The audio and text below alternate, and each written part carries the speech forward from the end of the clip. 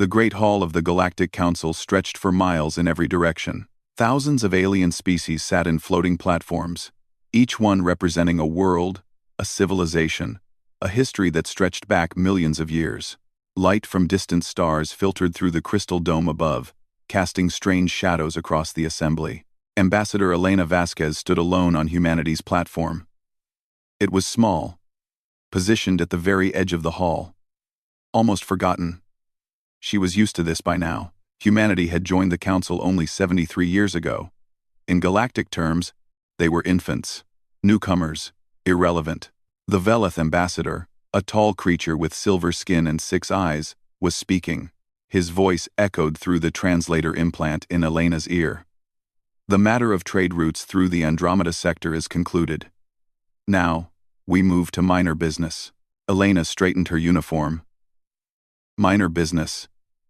That was what they called humanity's concerns. Always minor. Always unimportant. She had spent 15 years as Earth's representative to the Council. 15 years of being ignored, mocked, and dismissed. The elder species saw humans as primitive creatures from a death world. Earth was considered a nightmare planet. Too much gravity. Too many predators. Extreme temperatures. Violent weather. The fact that humans had survived at all was seen as some kind of accident. The human ambassador wishes to speak, announced the Council mediator, a floating machine that had served this role for 10,000 years. Elena activated her platform's speaker system. Honored members of the Council, she began. 3 weeks ago, a human merchant fleet was traveling near our colony, on Kepler 442. 12 ships. Civilians, families, children. She paused. The memory of the footage still burned in her mind. They were intercepted by warships of the Draelith hegemony. The Draelith did not ask questions. They did not demand surrender. They simply opened fire. A murmur passed through the Council. The Draelith ambassador, a massive reptilian creature covered in dark scales, watched with cold yellow eyes. His species had ruled 1,000 worlds for 600,000 years. They were conquerors.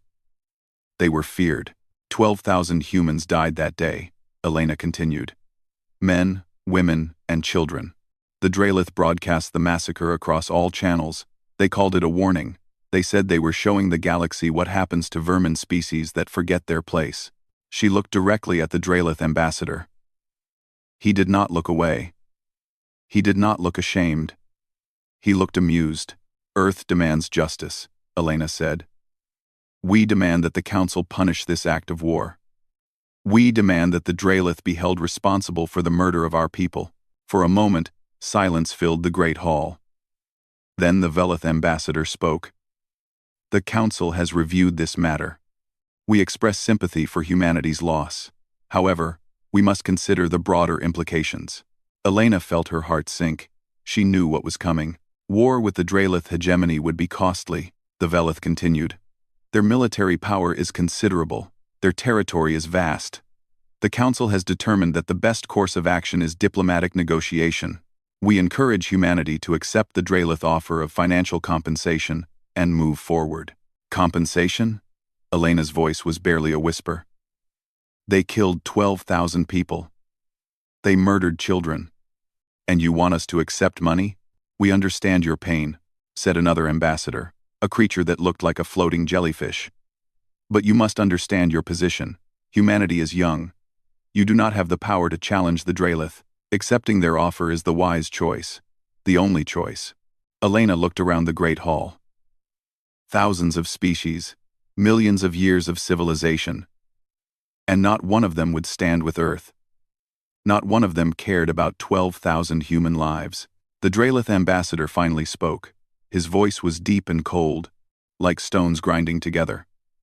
The humans should be grateful we are offering anything at all. Your species means nothing. Your worlds mean nothing. You exist because we allow it. Accept our generous offer, little creatures, or do not. It makes no difference to us.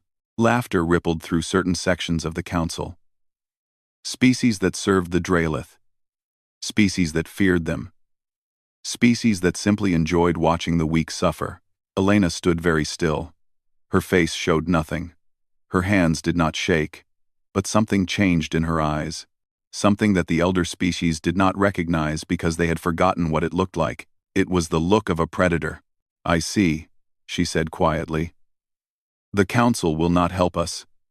The Council does not care about human lives. We understand now. We understand perfectly." She reached into her pocket and pulled out a small device. She pressed a button. Behind her, a holographic display activated. It showed the footage from Kepler 442, the ships burning, the escape pods being shot down one by one, the Dralith laughing on their command frequencies as children screamed. "Look at it," Elena said. "All of you. Look at what they did. Look at what you are allowing." The Council shifted uncomfortably.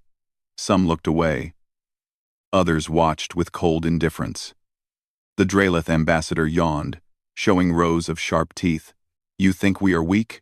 Elena continued. "You think we are primitive. You look at us and see prey. But you do not know us. You do not know what we have survived. You do not know what we are capable of." She turned off the display and looked directly at the Dralith ambassador. "You killed our children. You laughed while they died. And you think there will be no consequences." The Dralith tilted his massive head. "What will you do, little human? Cry? Beg? Your species has no fleet that can challenge us. Your worlds have no defenses that can stop us. You are nothing." Elena smiled.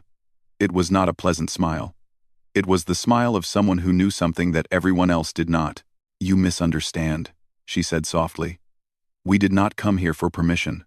She stepped back from the speaker. Her platform began to descend, carrying her toward the exit. "Where are you going?" demanded the Velith ambassador. "This session is not concluded." Elena did not look back. "Yes, it is. For us, it is. Remember this day. Remember that we asked for help and you refused.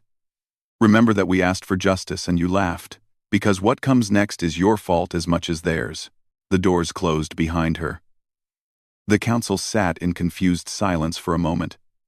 Then they moved on to other business. They had other concerns.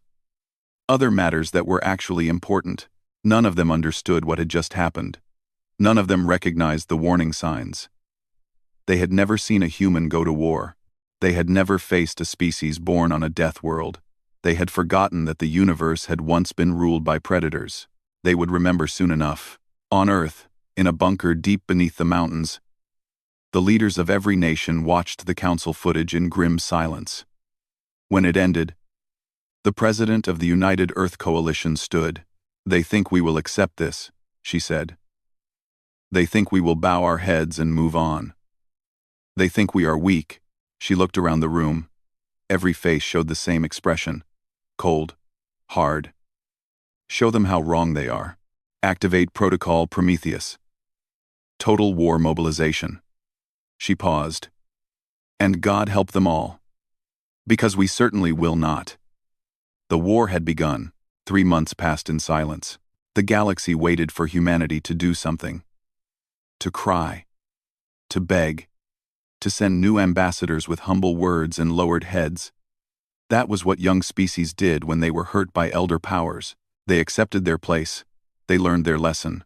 They survived by becoming small and quiet and forgettable. But no human ships appeared at the Council. No messages came from Earth. All human embassies across the galaxy closed their doors. Trade routes went dark. Communication channels fell silent. It was as if humanity had simply disappeared. The Dralith found this very funny.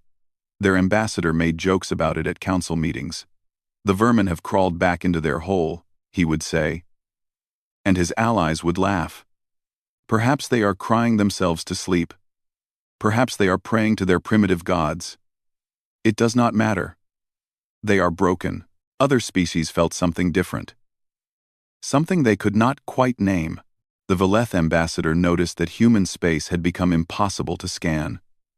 Every probe sent toward Earth vanished.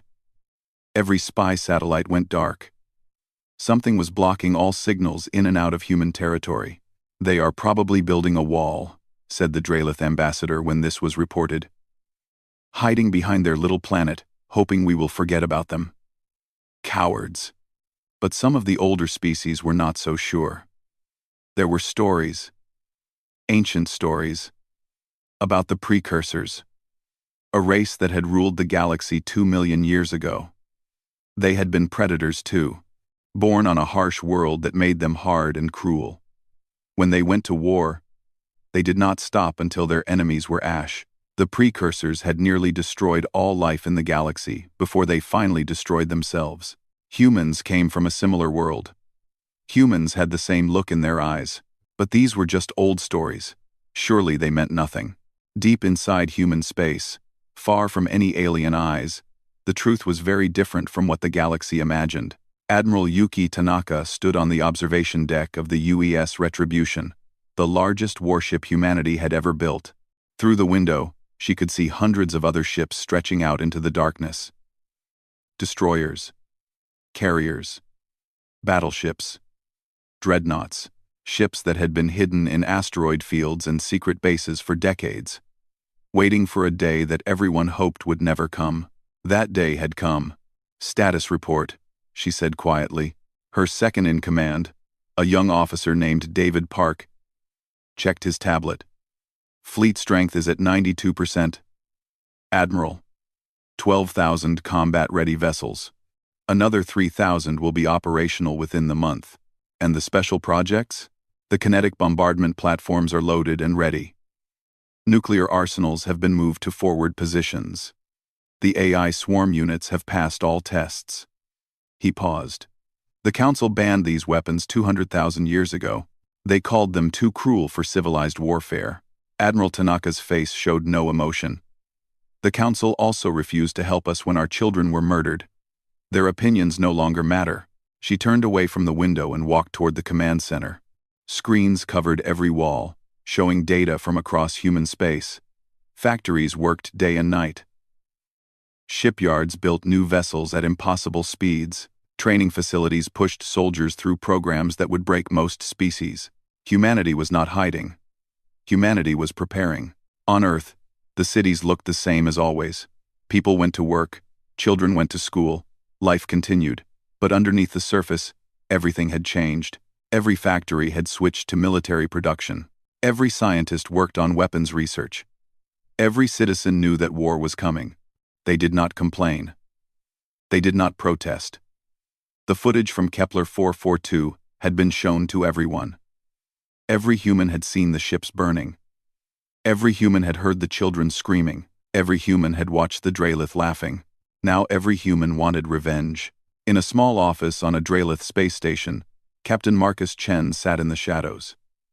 He had been here for 2 months, pretending to be a merchant from a neutral species. His face had been altered, his DNA had been modified. Not even a deep scan could reveal that he was human. He was a spy, the best Earth had ever produced. His mission was simple. Map everything: military bases, supply lines, defense systems, weaknesses. Every piece of information that would help humanity win the coming war. He had done his job well. His reports had already been sent back to Earth through secret channels. He knew the location of every Draelith fleet. He knew the codes to their communication systems. He knew the exact position of the defense grid around their homeworld. Most importantly, he knew that the Draelith were not prepared. They had no idea what was coming. They thought humanity was weak and broken. They had not increased their defenses. They had not mobilized their reserves. They were completely blind.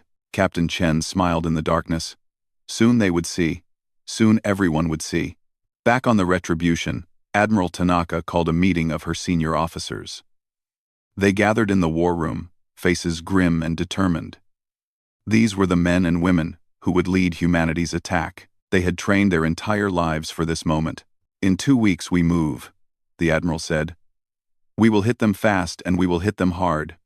No warnings, no negotiations, no mercy." She looked around the room. "They killed 12,000 of our people. They laughed about it. They called us vermin." She pressed a button and a holographic map appeared, showing Draelith space in glowing red. "We are going to show them what vermin can do." An officer raised his hand. Admiral, what about the Council? If we attack first, they might intervene. The Council had their chance to help us. They chose not to. Now they can watch. Her voice was cold as ice. Besides, by the time they understand what is happening, it will already be over. She turned to face the window again. The stars burned cold and distant in the endless black. Somewhere out there, the Draelith were sleeping peacefully, dreaming of conquest and glory. They had no idea that death was coming for them. 73 years, she said quietly. 73 years we have been part of this galaxy. We tried to be good neighbors. We tried to be peaceful. We traded with them. We learned their languages. We followed their rules. She paused. And when our people were murdered, they did nothing. She turned back to her officers. Her eyes were hard as stone. They have watched us for 73 years. They think they know us. They think they understand what humans are. She shook her head slowly. They have no idea. They have seen us at our best, our most polite, our most restrained.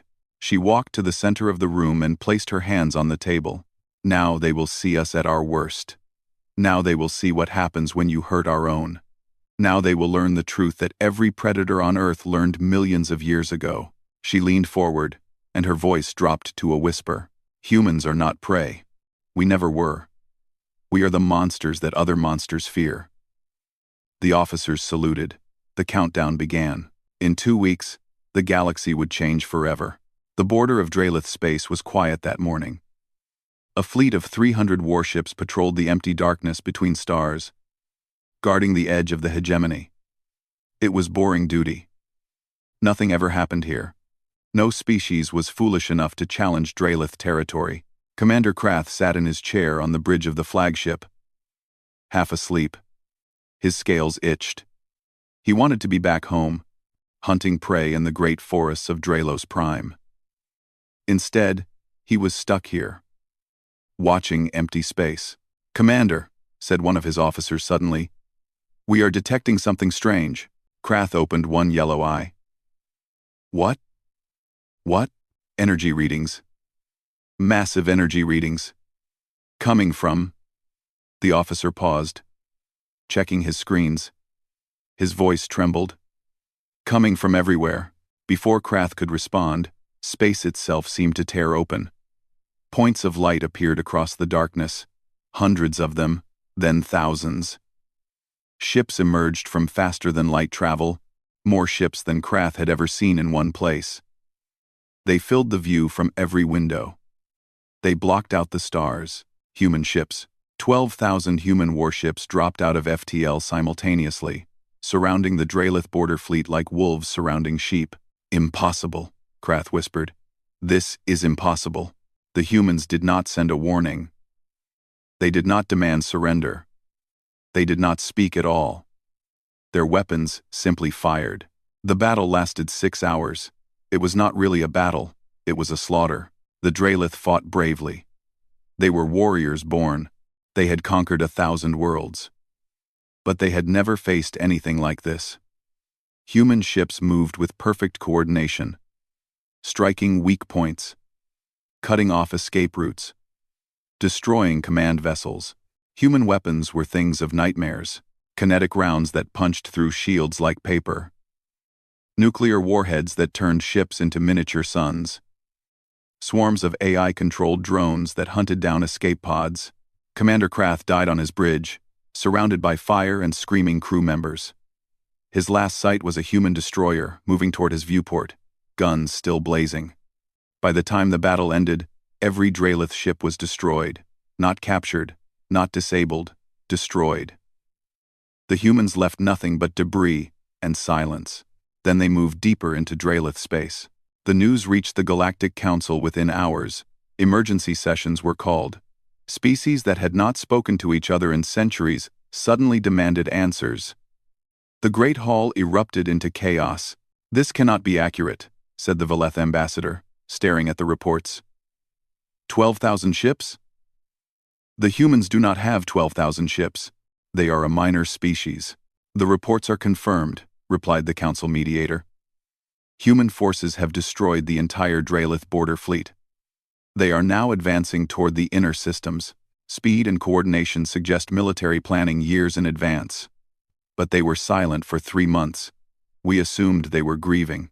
It appears, the mediator said slowly, that they were preparing. The Draelith ambassador was not at this meeting. He had already left for his homeworld, his face pale with fear for the first time in his long life. The hegemony was mobilizing everything. Every ship, every soldier, every weapon they had. It would not be enough. In the Great Hall, an ancient ambassador rose to speak. She was a Morath, a species so old that they remembered the time before the Council existed. Her body was frail, her eyes clouded with age, but her voice was clear. "I have seen these patterns before," she said. "Long ago. Before any of you were born. Before your species even existed." She looked around the hall. The precursors fought like this. Total war. No mercy. No negotiation. They would strike without warning, and they would not stop until their enemies were completely destroyed. "The precursors have been dead for 2 million years, said the Velith ambassador. "What do they have to do with humans? Humans come from a death world," the old Morath replied, "like the precursors did. Humans evolved as predators, like the precursors did, and when the precursors were threatened, when their people were hurt, they responded with absolute violence." She paused, like the humans are doing now. A cold silence fell over the council. "What happened to the precursors' enemies?" Someone asked quietly. The old Morath's eyes were sad. "They no longer exist. The precursors erased them. Every world, every colony, every trace. It took them less than a year." As she spoke, more reports came in. Human forces had reached the first Draelith colony world. Orbital bombardment had begun. Military installations were being destroyed from space. The civilian population was being spared, but every soldier, every weapon, every ship was being systematically eliminated. The Draelith were fighting back. They had assembled a massive counterattack fleet, 1,000 warships carrying enough firepower to destroy planets. Their target was Earth itself. If they could break the human homeworld, they believed, human morale would collapse. They never reached Earth. Earth's home defense systems activated for the first time since they were built. Weapons that no alien species even knew existed came online. Railgun batteries hidden on the moon, kill satellites that had orbited silently for decades, defense platforms scattered across the asteroid belt. Automated weapons that needed no human crew. The Draelith counterattack fleet met this wall of death at the edge of the solar system. The battle lasted 3 hours. When it ended, not a single Draelith ship remained. The debris field stretched for millions of miles. On the bridge of her command ship, Admiral Tanaka received the news with a simple nod. "Continue the advance," she ordered. "All units push forward. Do not stop. Do not slow down." Her communications officer turned to her. "Admiral, we are receiving a transmission from the Galactic Council. They are requesting that we negotiate. They want us to accept a ceasefire." Tanaka laughed. It was a cold, bitter sound. "They want us to negotiate. Now. After they refused to help us when we begged. After they laughed while our children died." She shook her head.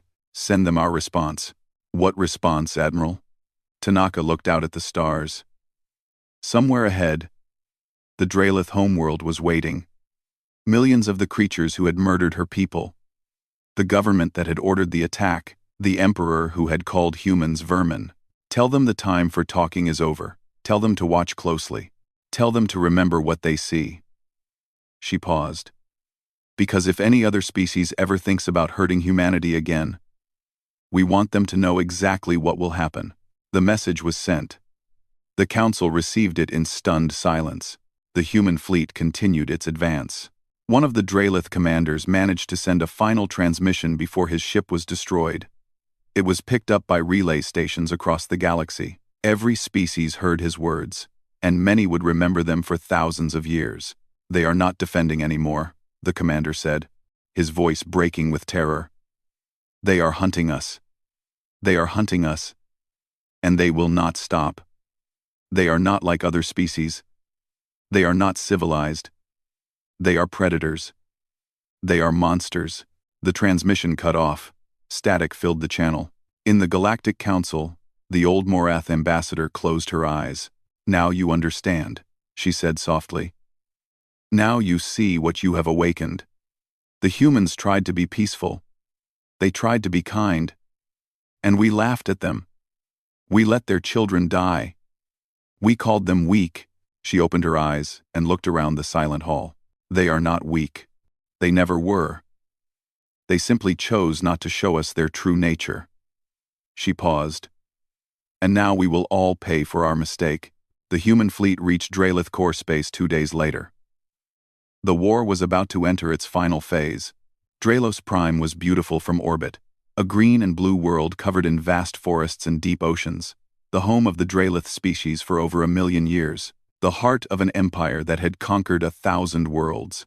Admiral Yuki Tanaka looked down at it from the bridge of the Retribution and felt nothing.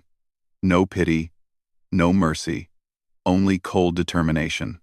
"All ships in position," reported her second-in-command. "Orbital bombardment platforms are ready." "Awaiting your order, Admiral." The human fleet surrounded the planet like a steel fist. Thousands of warships hung in the darkness, their weapons pointed at the world below. The Dralith home defense fleet had been destroyed hours ago. The orbital stations were burning wreckage. Nothing stood between humanity and its target. A communication came through from the planet's surface. The face of Emperor Krazul appeared on the screen. He was old. His scales faded to dull gray, but his eyes still burned with pride and fury. "Human Commander," he said, "you have proven your strength. We acknowledge that we underestimated your species. Let us negotiate.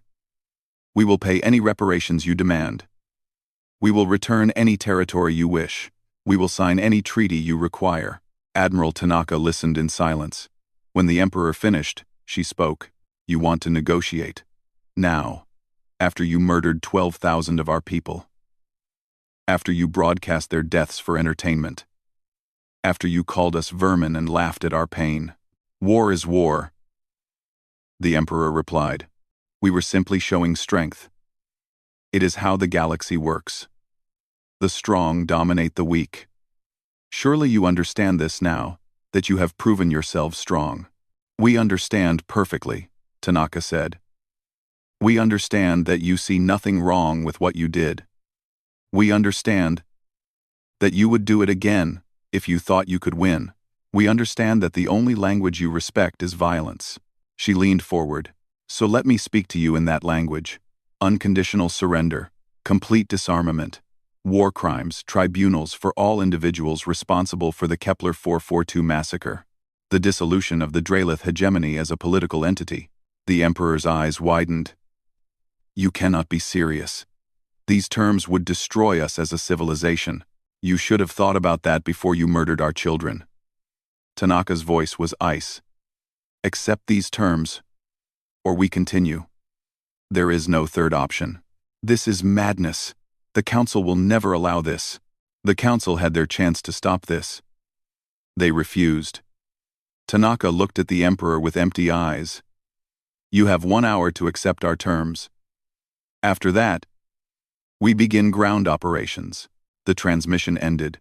The Emperor's face disappeared from the screen. 1 hour later, no response had come. Admiral Tanaka gave the order. Orbital bombardment began. Not against cities, not against civilians. Humanity was many things, but they were not murderers of innocents. Instead, every military base, every weapons factory, every government building was targeted with surgical precision.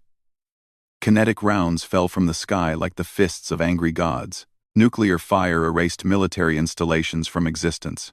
The Dralith war machine, built over hundreds of thousands of years, was systematically destroyed in a matter of days. Then came the ground invasion. No species had attempted a ground invasion in over 100,000 years. It was considered primitive, unnecessary. Civilized species fought their wars in space, with ships and missiles and orbital weapons. The idea of soldiers actually walking on enemy soil fighting face to face, was seen as barbaric. Humans did not care what was seen as barbaric. Dropships fell through the atmosphere like burning meteors, thousands of them, carrying hundreds of thousands of human soldiers. They landed near military installations that had survived the bombardment. They landed near government bunkers, where Dralith leaders were hiding. They landed everywhere. The Dralith were warriors. They had conquered many species. They knew how to fight. But they had never faced anything like human soldiers. Humans fought in ways the Dralith could not understand. They fought at night, in darkness that Dralith eyes could not penetrate. They fought, wounded, sometimes mortally wounded, refusing to stop until their bodies simply failed. They fought in small groups that moved like shadows, appearing from nowhere, killing silently, then vanishing again. The Dralith had evolved as the top predators on their world. They had never known what it felt like to be prey. Now they learned. Human soldiers hunted them through the forests they had called home for 1,000,000 years. Human snipers watched from positions so well hidden that the Dralith died without ever seeing their killers. Human special forces infiltrated bunkers that were supposed to be impenetrable and eliminated everyone inside. For the first time in their history, the Dralith felt fear. In a deep bunker beneath the capital city, Emperor Krazul sat in the darkness, listening to the reports of his dying empire. City after city falling, base after base destroyed. His generals, the greatest military minds of the hegemony, killed or captured one by one. They are monsters, he whispered. They are not civilized beings, they are monsters. His advisor, an old Dralith who had served 4 emperors, shook his head slowly. No, my lord. They are exactly what we always claimed to be. They are predators. True predators. He paused. We only pretended. We conquered weak species who could not fight back. We called ourselves hunters. But we only hunted prey that could not hurt us. He looked at the ceiling, where distant explosions could be heard. The humans hunt things that can hurt them. They hunt things that can kill them. They have been doing it since their species first stood upright on their death world. His voice was sad. And now they are hunting us. And we have no idea how to stop them. 2 days later, human soldiers breached the bunker. Emperor Krazul tried to fight. He killed 3 of them before they brought him down. They did not kill him. They wanted him alive. They wanted him to face justice for what he had ordered done to Kepler. 442. The war ended 47 days after it began. A 600,000-year-old empire, shattered in less than 2 months, by a species that had only been in space for 300 years. Admiral Tanaka walked through the halls of the Imperial Palace, now scarred by battle damage. Human soldiers stood guard at every corner. Dralith prisoners were being processed, sorted into those who would face trials and those who would be released. Her communications officer approached her. Admiral, we have received word from Earth. Ambassador Vasquez is returning to the Galactic Council. She wants to address the assembly. Tanaka nodded. Tell her we will provide any footage or evidence she needs. She walked to a window and looked out over the capital city. Fires still burned in some districts. Human aircraft patrolled the skies. The Dralith civilians who had survived were emerging from shelters, looking at their conquerors with terrified eyes. They had called humanity weak. They had called humanity vermin. They had killed human children and laughed about it. Now they knew the truth. Admiral Tanaka thought about the memorial that would be built on Kepler 442. 12,000 names that would never be forgotten. 12,000 reasons why the Dralith hegemony no longer existed. We do not start wars, she said quietly to no one. But we end them. We always end them. She turned away from the window. There was still work to do. War criminals to find. Justice to deliver. A message to send to every species in the galaxy who might ever think about hurting humanity again. The message was simple. It was written in the ashes of the Dralith Empire. Never again. 1 year had passed since the fall of the Dralith hegemony. The galaxy was still trying to understand what had happened. How a minor species, dismissed and ignored for 73 years, had destroyed one of the oldest empires in known space in less than 2 months. Ambassador Elena Vasquez stood once again in the Great Hall of the Galactic Council. But everything was different now. Her platform was no longer at the edge of the hall. It floated in the center, among the elder species, in a position of honor that had not been offered to any new species in 400,000 years. The hall was silent. Every eye was on her. Every species waited to hear what humanity would say. 1 year ago, Elena began, I stood in this hall and begged for help. Our people had been murdered.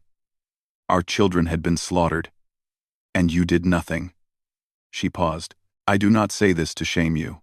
I say it so that you understand why we did what we did. She pressed a button on her platform. A holographic display appeared, showing the memorial on Kepler 442, a wall of black stone stretching across a hillside, covered with names. 12,000 names.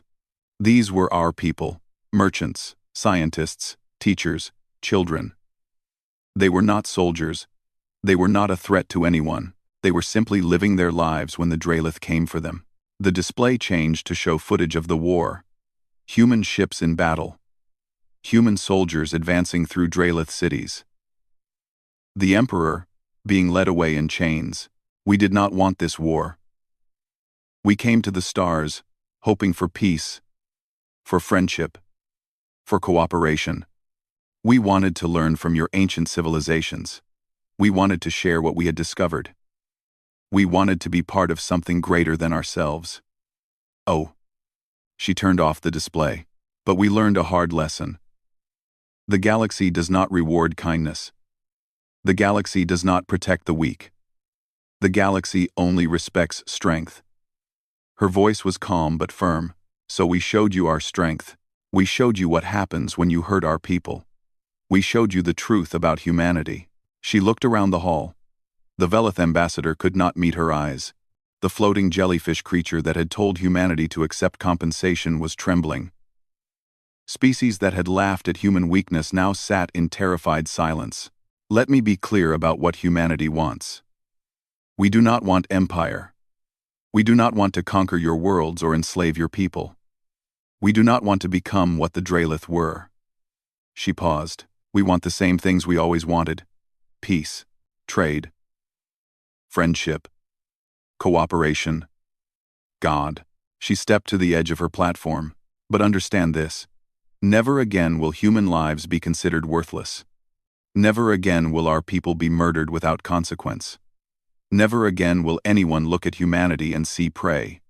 Her voice dropped to a whisper that somehow carried through the entire hall. Hurt us, and we will end you. Not because we enjoy it. Not because we want to. But because the alternative is to watch our children die while the galaxy laughs. She straightened. We will not allow that. Ever. The council mediator spoke. The council has voted to offer humanity a permanent seat on the Elder Council. This is the first such offer in 400,000 years. Does humanity accept? Elena nodded. We accept.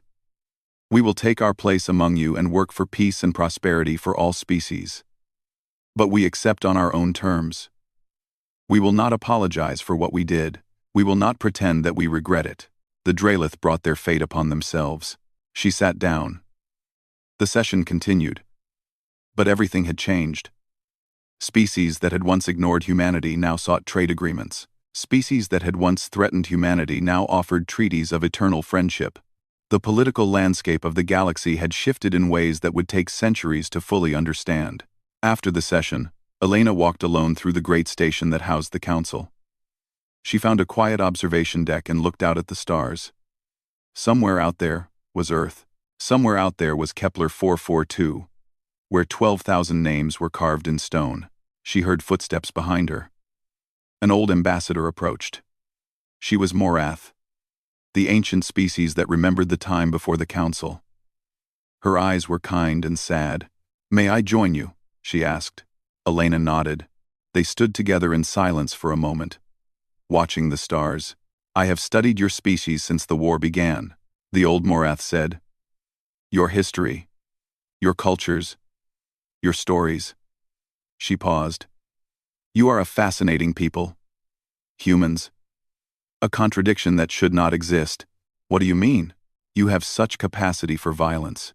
Your history is filled with wars and genocides, and cruelty beyond imagination. You have killed more of your own kind than most species ever encounter in their existence. The old Morath shook her head slowly. And yet, you also have such capacity for love, for sacrifice, for protecting those who cannot protect themselves. She turned to look at Elena. I have seen your stories, your heroes who give their lives for strangers, your ordinary people who run toward danger to help others, your soldiers who die so that innocence might live. She paused. You are the most dangerous species this galaxy has ever known. Your capacity for destruction terrifies us all. Elena said nothing. She just waited. But I think, the old Morath continued, that you might also be the most beautiful. Because all that violence comes from the same place as all that love.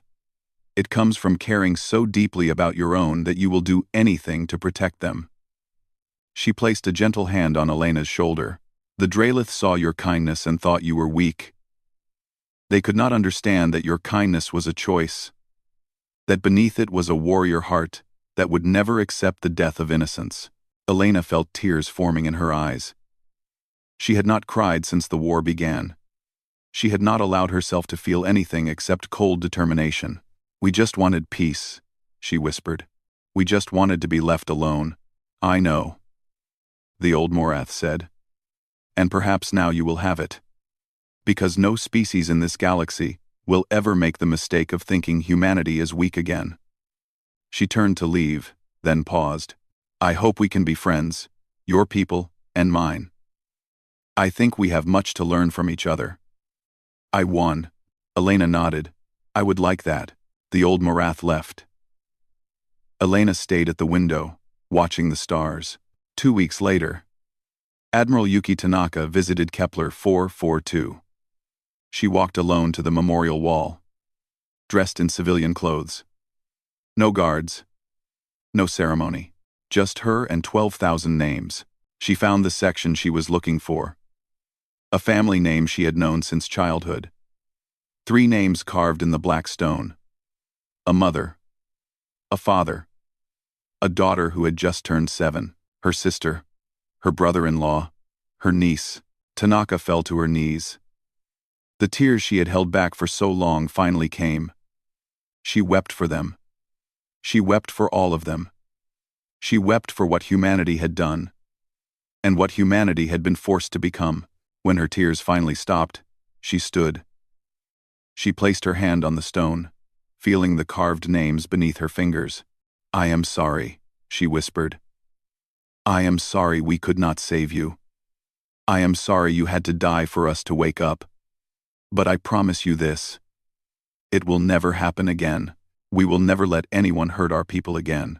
She stood there until the sun set, painting the sky in shades of red and gold. On Earth, life continued. People laughed. Children played. The scars of war began to heal. But something had changed in the heart of humanity. A new awareness. A new determination. They had tried kindness. They had tried peace. And the galaxy had laughed at them, killed their children, and called them weak. So they had shown the galaxy what humans really were, what they had always been. Underneath the smiles and the treaties and the hopeful words, they were the children of a death world. They were the survivors of 1,000,000 years of war against everything that tried to kill them. They were predators in the truest sense of the word, and now the galaxy knew it too. Ambassador Vasquez often thought about what the old Morath had said, about humanity being both the most dangerous and the most beautiful species in the galaxy, about kindness being a choice, not a weakness. She hoped they would have the chance to show that beautiful side again. She hoped for peace and friendship and cooperation. She hoped that no one would ever force humanity to show its claws again. But she also knew that if they did, humanity would be ready. Earth's children would never be prey again.